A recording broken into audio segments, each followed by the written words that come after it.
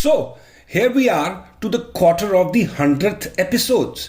I'm happy to have you come this far with me on my podcast. You don't just like it or engage with them. You inspire me every week to don't just wish for it but work for it even more. I had this handwritten note on success in my personal journal as a first offering to you. Don't aim at success. The more you aim at it and make it a target, the more you are going to miss it. For success, like happiness, cannot be pursued, it must ensue.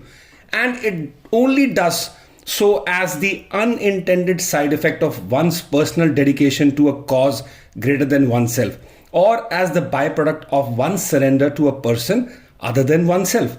Happiness must happen, and the same holds for success. You have to let it happen by not caring about it. I want you to listen to what your conscious commands you to do and to go on to carry it out to the best of your knowledge. Then you will live to see that in the long run, I say, success will follow you precisely because you had forgotten to think about it. Cheers to Viktor Frankl for this. Now let's infuse some verses by Roy Bennett.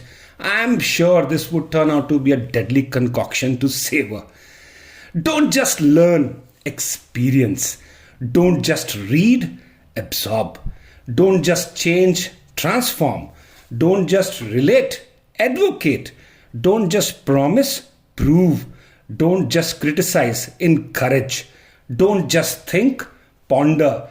Don't just take, give.